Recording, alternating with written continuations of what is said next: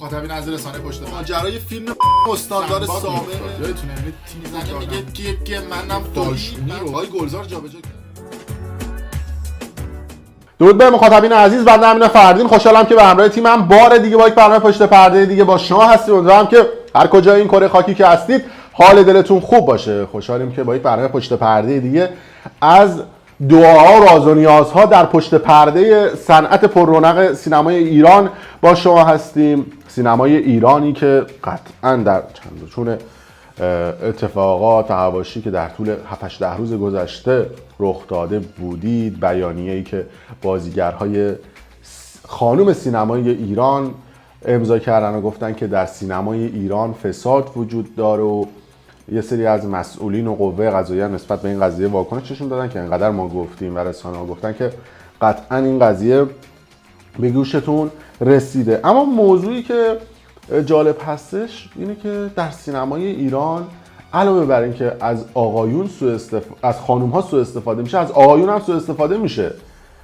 حالا چطوری امروز در این ویدیو راجع به سوء استفاده‌ای که از آقایون سینمای ایران هم میشه هم با شما صحبت خواهیم کرد. راجع به موضوعات زیادی خواهیم گفت. اما نکته‌ای که وجود داره این هستش که در بین کسانی که این ماجرای فساد جنسی و اصطلاحاً فساد در صنعت پررونق سینمای ایران رو امضا کردن، نام یک سری از افرادی دیده میشه که این افراد تا چند سال پیش وقتی حرف از فساد میشد و میگفتن در سینما ایران فساد وجود داره، شدیداً این موضوع رو تکذیب میکردن و شنیدید این ضرب المثل قدیمی رو که میگه که اگر میخوای رسوای نمیدونم جهان نشوی همرنگ جماعت شوی، همچین چیزی که این هم دقیقاً با این افراد صدق میکنه. یه سری از افرادی که اومدن این بیانیه رو امضا کردن اصلا خودشون تولید کننده فسادن، یعنی خودشون کارخونه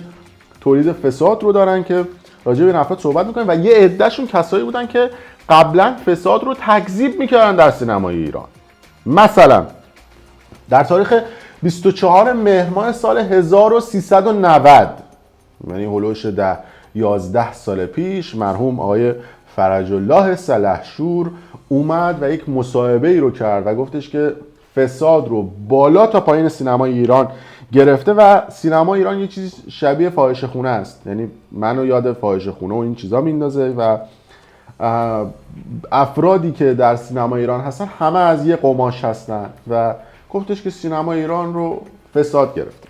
از اون طرف اینجاش باحاله، 4 تا از بازیگرای سینمای ایران اون سالا اومدن یه خودی نشون دادن. اون موقع زیاد فضای مجازی مثل الان نبود و زیاد مردم درگیر شبکه‌های گوشی‌های هوشمند اون موقع زیاد مد نبود. حالا شبکه‌های اجتماعی هم نبودن که بخواد این قضیه وایرال بشه.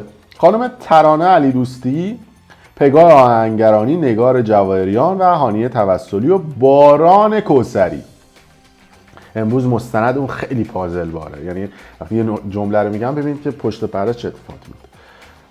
ترانه علی دوستی کسایی بود که گفتش که آقای فرج الله سلحشور شما نمیخواد بگید که سینما ایران فساد وجود داره، اصلا تو سینما ایران فساد وجود نداره و ببخشید که سینما ایران بی در و پیکره و شما ها میایید داخلش تهیه کننده میشید و یا وقتی که این فضای سینما رو میبینید یاد فساد میافتید. من الان سوال دارم، این افرادی که اون موقع نسبت به فرج الله سلحشور گارد گرفته بودن اون موقع یعنی فساد نبود؟ یعنی فساد اصلا تو این 2-3 سال شکل گرفته؟ نه، اون موقع منافع این افراد درگیر بوده. یعنی اگر اون موقع میگفتن فساد هست خب طبیعتاً به ضررشون میشد. یعنی خانم یسربی که اومدن مصاحبه هم کردن گفتن که خیلی از این سلبریتی ها و بازیگری که الان اومدن این بیانیه رو امضا کردن که البته خوبم هست و من خوشحالم که یک حرکت مثبت صورت گرفته، البته خود بازیگرای خانم یه عدهشون الان با هم دیگه لجن، یعنی بازیگرا سایه همدیگه رو اکثرا میزنن و یه عدهشون میگن ما روز اولی که اومدیم امضا کنیم اونا نبودن، یعنی اونا عامل فساد بودن که ما الان بیکاریم. ولی جالبه که همونا اومدن این بیانیه رو با کمال پررویی امضا کردن. ولی خب حالا خوبه که با هم دیگه متحد شدن و دارن یه حرکت رو میبرن جلو. اما خانم یسربی اومد گفته بود که خیلی از این افراد رفتن حالاشون رو کردن، دوراشون رو زدن، نمیدونم موقعی که بعد صیغه میشدن صیغه شدن، موقعی که بعد با یه تهیه کننده میخوابیدن، با یه کارگردان میخوابیدن خوابیدن. حالا که پیر شدن، سنی ازشون گذشته یا دیگه منافعشون نمیصرفه که با اون افراد باشن، یه مقداری هم حالا جا و مقام و پول به دست آوردن، حالا اومدن دارن میگن که فساد در سینمای ایران وجود داره، که این قضیه هم اصلا فکر کنم که خیلی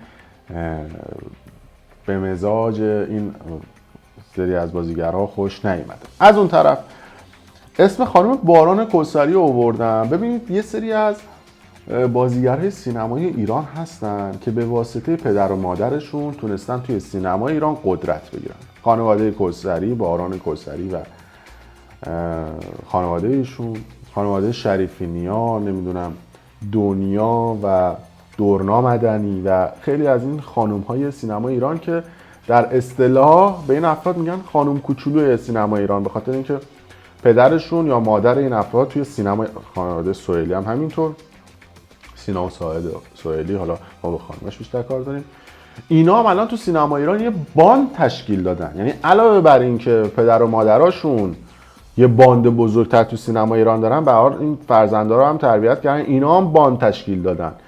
و جالبه که مثلا پسرایی که پول دارن، پسرایی که حالا خوشگل مشکلن و توی این آموزشگاه بازیگری مخ میزنن، میگن که باید اینقدر پول بدی، باید اینقدر نمیدونم امتیاز بدی که ما مثلا بیاریم توی فلان تئاتر، بیاریم توی فلان فیلم، بیاریم توی فلان سریال، و اونجوری از یه سری از آقایون هم سوء استفاده میکنن که خیلی از این افراد ازشون پول گرفتن. البته ما یه سری از بازیگرای آقا هم داریم که در حال حاضر مصاحبه کردن و گفتن که آقا ما 15 سال پیش، 20 سال پیش ما این باجا رو دادیم، این پولا رو دادیم که تونستیم بریم توی سینمای ایران. فساد تنها این چیزای پشت پردهش نیست، این فسادای مالی و این رانتا و زد و بنداش هم هستا. چون میدونی که در سینما ایران ماشاءالله همه چیز اتفاق میفته، از پولشویی بگیر بیا تا موضوعات مختلف که این افراد اومدن و این باند رو تشکیل دادن. یا مثلا این دنیا مدنی که گفتم که با دورنا خواهرش دختران خانم رویا تیموریان هستن، دنیا هم که گفتم قبلا یه مدت با علی زیا دوست بوده، خلاصه ببینید همینجور پازلا داره با هم دیگه وصل میشه. خود مهراب شریفی نیا یه مدت با پوریا پورسرخ ارتباط داشت و همزمان با یک سری از بازیگرای تئاتر هم بود. حتی اگه بخوام خیلی دیتیل بهتون بدم، نشون به اون نشون که سال 84 85 خانم آزیتا حاجیان، مادر مهراب و ملیکا شریفی نیا، یه دونه تئاتر کار کرده بود که اسم این تئاتر هم یک زن یک مرد بود توی سالن اصلی تئاتر شهر، که اون موقع دختر شریفی نیا اکثر این بازیگر آقایی که میمدن اونجا میگفت ازشون پول میگرفته و میگفته که من سفارشت میکنم پیش مامانم که بیا یه نقش رو بازی کنی. نشون به اون نشون یه شخصی به اسم مهدی مطلق، یه مدت احمد مهرانفر اونجا بازی میکرد تو این تئاتر، باید یه 10 روز میرفت خارج از کشور برای تئاتر، و این مهدی مطلق اومد دوست شد با این شریفی نیا مهراوه و پولی هم ازش گرفت و آوردش تو این فیلم و بهش هم گفت بازی میکنی. بعد از اونم گفت برو دنبال زندگی تو بازید و دکش کرد. بعدش هم همزمان با پوریا پورسرخ بود. پوریا پورسرخی هم که اومد مصاحبه کرد و گفتش که من دیگه از بازیگری خسته شدم و متنفر شدم از بازیگری. یعنی این جوابی هستش که خیلی از سلبریتی‌ها میدن ها. یعنی شما با اکثر این سلبریتی‌ها که صحبت میکنید، انقدر فساد و اتفاقات عجیب و غریب توی سینما و تلویزیون دیدن، وقتی باشون مصاحبه میکنید میگن که ای کاش ما بازیگر نمیشدیم، ای کاش ما نمی‌اومدیم تو سینما و تلویزیون. یکیش همین آقای پوریا پورسرخ بود. بریم ببینیم. همیناست. زنده باش. اگه بازیگر نمی‌شدی چیکار می‌کردی؟ روک بهت بگم، میگن یک پله بعد از عشق تنفره. خیلی حرف بدیه دارم میزنه، ولی من الان به اون مرحله تنفر از حرفم رسیدم. خیلی بده اینو دارم میگم، میدونم اینو دیگه مطمئنم اینجا نگفتم. نمیدونم چرا ولی رسیدم. چی خستت کرده؟ در موردش زیاد میشه صحبت کرد، ولی دوست ندارم گفتگو این شانسو دارم حالا الان با هستم، دوست ندارم حالا همش هم بریم سراغ نکات منفی. ولی کلا رسیدم. اگه بازیگر نمیشدم رشته درسی خودم رو تقریبا دوست دارم، همین فیزیولوژی گیاه و گل و گیاه دوست دارم، ولی معمولا کار تحقیقاتی و پژوهشی اکثرا میبینم. خب این صحبت ها از کجا نشأت میگیره؟ از فسادی که در سینما ایران وجود داره، فسادی که حتی خانم فقیه سلطانی هم نسبت بهش افشاگری کرد، یه ویدیو از خودش منتشر کرد. ماشاءالله الان همه بازیگر دارن راجع به این قضیه واکنششون میدن. خانم فقیه سلطانی که با آقای جلال امیریان چند سالی ازدواج کرده که ایشون بازیکن و مربی فوتبال بود، یه دونه فرزندم دارن به اسم گندم و خانم فقیه سلطانی علنا میاد تو این ویدیو میگه آقا مسئولین خودشون فساد دارن. یعنی ما وقتی میرفتیم با مسئولین صحبت میکنیم گفتیم فساد وجود داره، در گوش هم دیگه جوک میگفتن و میخندیدن و دایورت میکردن تو در و دیوار. ببین ما همچین مسئولان باحالی داریم. ما ببینیم افشاگری خانم فقیه سلطانی رو. همکاران عزیزم سلام، خیلی خوشحالم که بالاخره بعد از 6 سال بیدار شدین و یک جنبشی رو راه انداختین در حمایت از جوانانی که وارد حرفه سینما میشن و هیچ پناهی ندارن در قبال تحدی‌ها و در قبال اذیت و آزارهای انسان‌های حرفه‌ای و البته حرفه‌ای نماهای سینما. 6 سال پیش ما تلاشمون رو کردیم برای اینکه بتونیم ثابت کنیم یک سری مشکلاتی در سینما وجود داره، اما متاسفانه برخی از شما جلوی ما ایستادین، خیلیاتون سکوت کردین، خیلی‌ها جلوی ما وایسادین و گفتین اصلا همچین مشکلاتی در سینما وجود نداره. حالا به هر حال به هر دلیلی شاید میترسیدین از اینکه حرفتون رو از دست بدین، شغلتون رو از دست بدین. ما توی دردسر بسیار زیادی افتادیم، حتی از طرف خود مسئولین، چون زمانی که یک جلسه رو تشکیل دادیم که مشکلاتمون رو بهشون بگیم، من یادمه که یکی از همکاران خانم داشت با بغض مشکلش رو میگفت، من نگاه کردم دیدم دو تا از مسئولین تو گوش هم دیگه داشتن جوک تعریف میکردن و میخندیدن و من همونجا متوجه شدم که هیچ کس نیست که به داد ما برسه و ما باید خودمون مشکلات خودمون حل کنیم. امیدوارم که از این پس، چون مسئولین دیگه وجود ندارن، از این پس مسئولین جدید در واقع به کمک شما بشتابند و به حرفتون گوش کنن. فردا صبحش همون مسئولین عزیز به تمام خبرگزاری‌ها سپردن که تماس بگیرید با تهیه کنندگان محترم سینما، چون بالاخره آدم‌های شریف هم در سینما بسیار فراوان وجود دارن. به اونها زنگ بزنید و بگین که ایشون به شما تهمت زدن و در واقع توهین کردن. و ایشون هم که چون اصلا از چیزی خبر نداشتن، طبیعتاً گفتن وقتی از خبرگزاری به ما زنگ زده میشه پس طبیعتاً حتما این اتفاق افتاده. عصبانی شدن، ما رو بلاک کردن، در واقع یه جورایی ما کمکارتر شدیم، نه تنها مشکلاتمون حل نشد. و البته من سنگ خودم رو به سینه نمیزدم، بخاطر اینکه من اون زمان بسیار کار میکردم. من در واقع دختران و پسران جوانی رو میدیدم که وارد این حرفه شدن و اذیت و آزار میشن توسط میگم حرفه‌ای نماها، چون اسم اونها رو حرفه‌ای نمیذارم. به هر حال تلاش ما موقع بی‌ثمر موند، ولی ما الان جلوی شما نمیستیم، ما پشت شما هستیم و در واقع همه با هم صدا مشکلاتمون رو فریاد خواهیم زد. امیدوارم که نهادی قدم پیش بگذاره برای حل این مسائل و دیگه از این نوع ماجراها توی سینما که بسیار شغل شریفی هست دیده نشه. موفق باشید. بله، از هر زاویه سینما ایران نگاه میکنیم ماشاءالله یه استعداد از بغلش میزنه بیرون و ما بازیگرهایی که با رانت و لابی و ارتباطات میان بالا وقتی یه مصاحبه میکنن توی تلویزیون، حالا توی مجلات قبلا 15 سال پیش 20 سال پیش مصاحبه میکردن، این گند بیسوادیشون بالا نمی اومد، اما الان اینقدر پلتفرم‌های اینترنتی اومده و اینقدر برنامه تلویزیون اومده دعوتشون میکنن، یه دو کلمه که حرف میزنن شما به سواد فوق دکترای این افراد پی میبرید. نمونهش این سوتی که خانم بهار راهنما داد، قبلا کتاب چاپ کرده بود که دیده بودید، الان هم این سوتیشو که خیلی وایرال شد در فضای مجازی، هیتر رو میگفت هیتر، یعنی یه چیز عجیب و غریب. بریم این سوتیش حالا یه بار دیگه ببینیم خوب آرشیو بشه تو برنامه‌های ما. ببینید ما و طبیعتا این دنبال کردن تبعات مالی داره، تبعات شهرت داره. یه عده‌شون تو همه دنیا به اصطلاح خارجی‌ها هیتران دیگه، یعنی کسایی که ازت متنفرن و تنفرم اون روی توجه. البته این خانم بهار راهنما خب راست هم میگه، یه سری هیترن دیگه، قشنگ ماشاءالله ایشونو گرم میکنن اینا.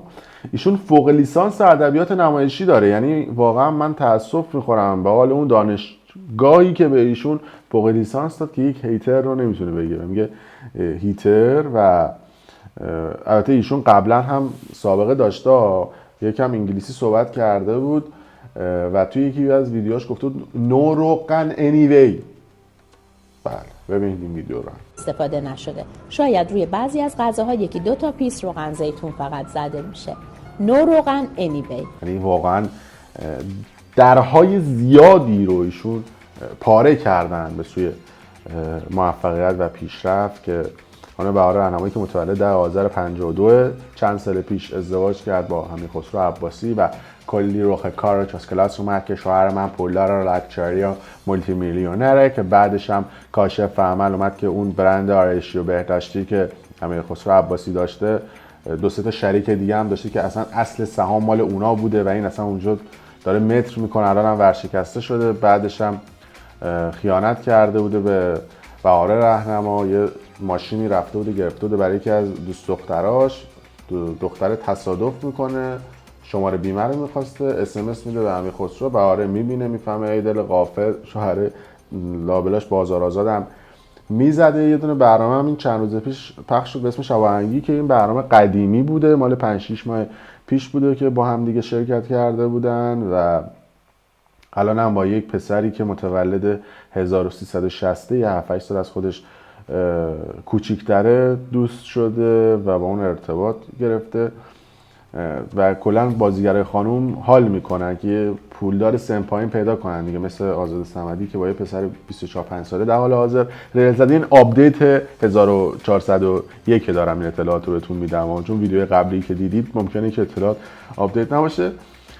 با یک پسر 24-5 ساله دوست شده که پولدار و خانواده خوبی داره، پسرم خانواده‌اش مخالفن اما خب به هر حال آزاده چسبیده و ول نمیکنه. اینم از بهار راهنما، شنیدم چند وقت دیگه داره میاد اروپا.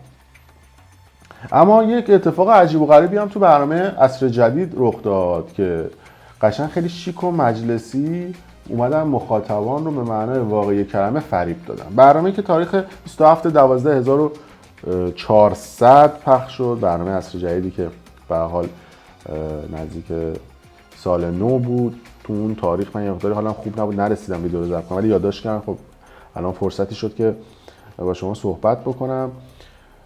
اومدن یه مادر و دختر رو آوردن توی این برنامه، اسم دخترم بودش خانم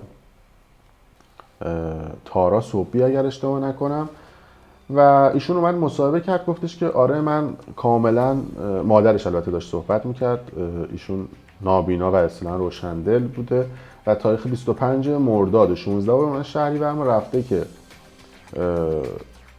یه عمل جراحی انجام بده توی بیمارستان خدادوست شیراز و از طریق سلول‌های بنیادی و به کمک سلول‌های بنیادی تونسته بوده که بینایی خودش رو به دست بیاره و بتونه ببینه، یعنی عملا نابینای مطلق بوده و همین اتفاق هم باعث شد خب خیلی از مردم عزیز ایران که روشندل هستن وقتی این خبر رو شنیدن یک نور امیدی تو دلشون روشن شد که اونها هم میتونن دنیا رو ببینن و اصطلاحاً دنیا رو خارج از اون نگاهی که الان دارن ببینن. خیلی امیدوار شدن و گفتن که ما هم میخوایم این عمل سلولای بنیادی رو انجام بدیم و یک امید واهی و الکی به مخاطب‌ها داده بود که اصلا این موضوع سلول‌های بنیادی هنوز فاز انسانی نگرفته و داره در حد مطالعه روی حیوانات و افراد مختلف هستش. اما ایشون اومد واسه رخ کار و مظلوم نمایی توی تلویزیون همچین مصاحبه‌ای رو انجام داد و احسان علیخان هم ایشون رو به عنوان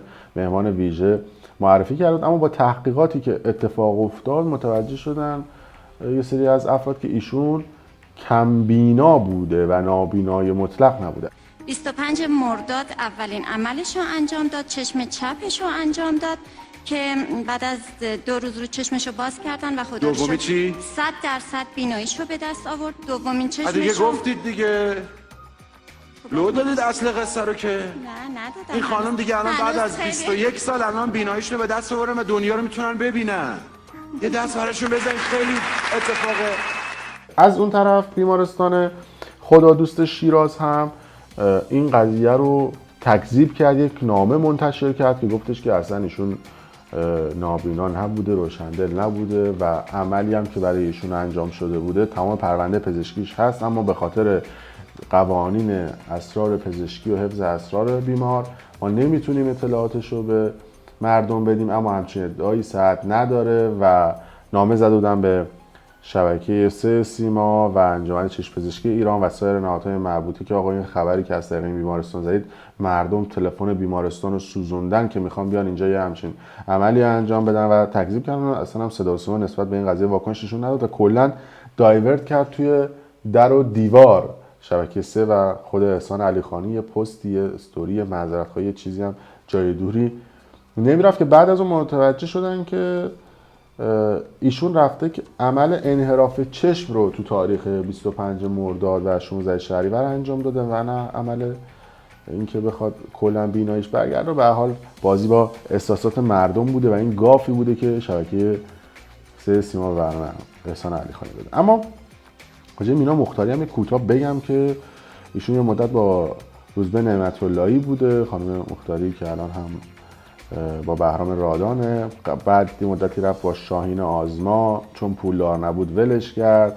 بعد رفت با یه شخصی به اسم طوفان، اونو هم ولش کرد. بعد یه مدتی با جواد کاظمیان دوست بود، بعد ولش کرد. به واسطه دوستیش با دنیا مدنی، همونی که گفتم که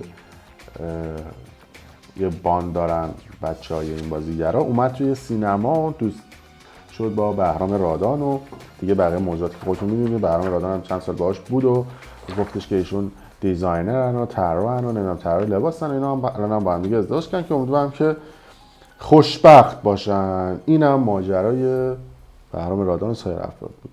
در صورت مرسی که تا این لحظه با ما بودید. اگر دوست داشتید کانال یوتیوب برنامه پشت پرده رو سابسکرایب کنید، ویدیو رو لایک کنید و برای دوستان خودتون به اشتراک بذارید. ممنون از شما.